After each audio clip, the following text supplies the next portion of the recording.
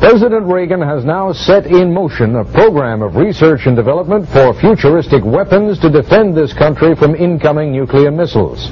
With today's signing of a national security directive, Mr. Reagan confirmed the long-range research he proposed Wednesday night. It will improve communications and control systems that are vital to these strategic forces.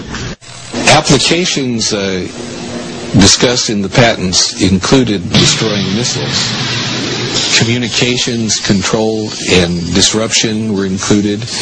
There were some other ideas, both to possibly modify weather and finally to lift a portion of the upper atmosphere further out into space, where hopefully it would be able to deflect missile trajectories.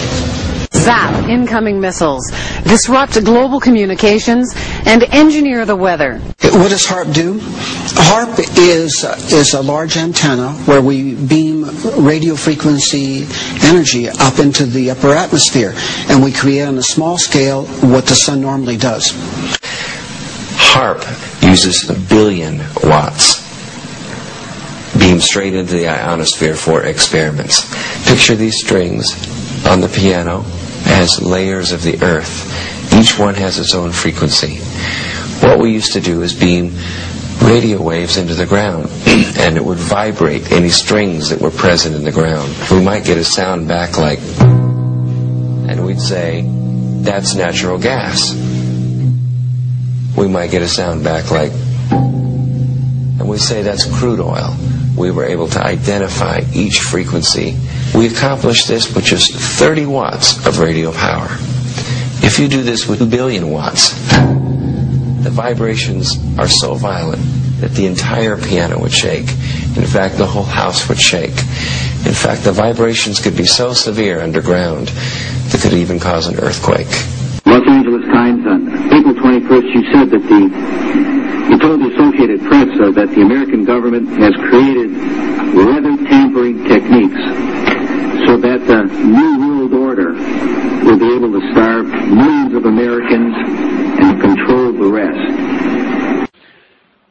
And after 1989, President Bush said, and it's a phrase that I often use myself, that we needed a new world order. The chilling new world order where the masters of mind control will become masters of the world. And ready? There's one more. Some people believe the technology being tested here could be used for sinister projects involving humans. Radio waves messing around with people's brain waves. Mind control will be the ultimate non-lethal weapon. Declassified information on mind control, weather manipulation, bioweapons, chemical weapons. While we feel that HAARP is a unique facility, it's not the only one like it in the world. HAARP has some capabilities that we feel are better than some of the others. You can change the frequencies. Dr. Persinger's tests suggest that carefully programmed electromagnetic frequencies can tap into individual brains and influence people's emotions. You can shift the beam so that you can move it from one part of the ionosphere to another, and it has quite a bit more power than some of the other facilities throughout the world that are doing the same kinds of research. The same kind of signals in the same frequency range can affect human mood. The human brain operates on very low frequencies. For example, when we're thinking, actively, we're generating about 13, 14 cycles per second. When we're meditating, we're generating 8 cycles per second. And when we're asleep, the brain waves are running at about 4 cycles per second. And HAARP is capable of generating all of these frequencies. These kinds of signals can control the human brain. And if you can control these frequencies and multiples of these frequencies and various combinations, you can control all kinds of emotions. You can generate happiness. You could generate sadness. You can generate any mood you want. Similarly, using the appropriate fields, we can induce fear and apprehension. I chose what's called a phased array antenna for the patents because it can be aimed. Picture holding your microwave oven in your hands with the door open. Then you can move it around and send those microwaves different directions. And for these applications where I wanted precise control of where the power was, I felt that was the best type of antenna to use. And that is the kind that HAARP has built. Which is well recognized in the literature. He started first using implants in the brain. He then used radio frequency with implants, and eventually he found that energy at 1/50th of what the Earth naturally produces could, in fact, in certain frequency ranges, trigger huge mood swings. This document from Maxwell Air Force Base lays out the use of electromagnetic weapons technologies for debilitating human beings. Using electromagnetic warfare against human beings, you can cause disease, you can cause hysteria, or you can cause passivity for population control. The cognitive processes of the human brain are really quite simple. And if you understand how they work, you can make entire populations think and decide the manner in which you wish. You can get into their minds. Persinger thinks the implications are chillingly real. Suppose you generate a field that produces fear, fundamental fear, in large numbers of people. And then over the television, more traditional ways, you say, the reason we're having this fear is because of this particular group. And now you start to move the population believing in a direction that you wish. To influence 250 million people, the equivalent of the entire population of the United States, may not be that difficult. According to Dr. Persinger, we already have the technology, satellites and television and radio transmitters. Mind control may already be happening.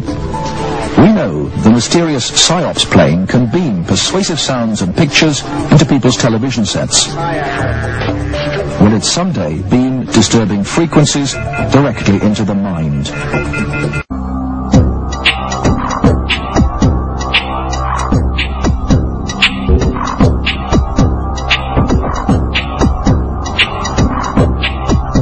Psychological warriors are bringing cutting-edge technology to a more insidious weapon: propaganda.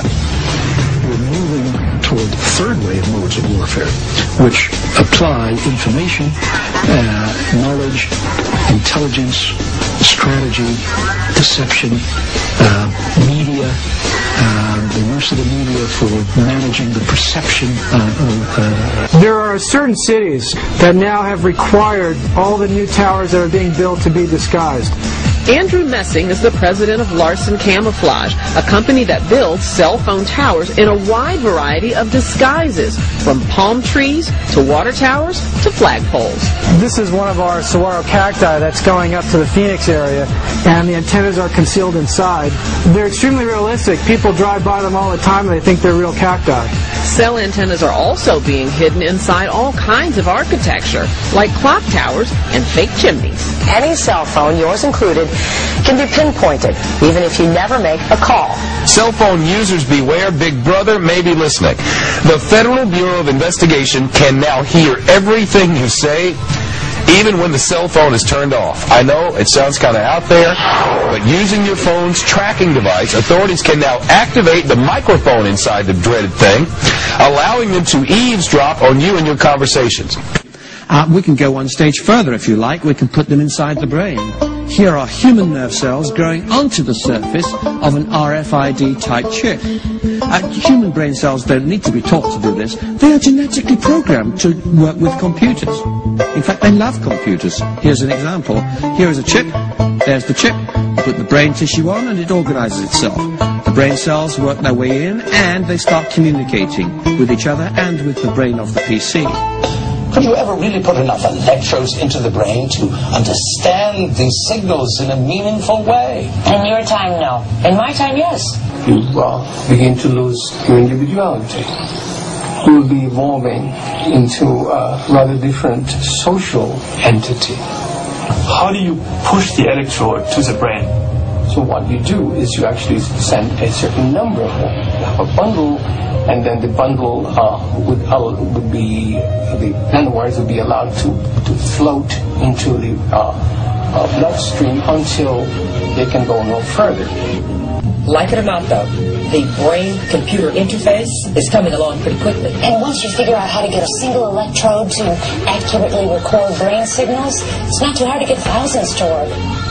It's mostly a matter of miniaturization. National Security Agency, the NSA, visited us.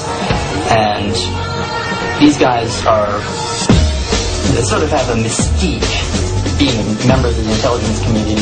The people who came are very smart. They're dressed in suits that cost more than I make in a year. I think some of their interest is potentially sinister.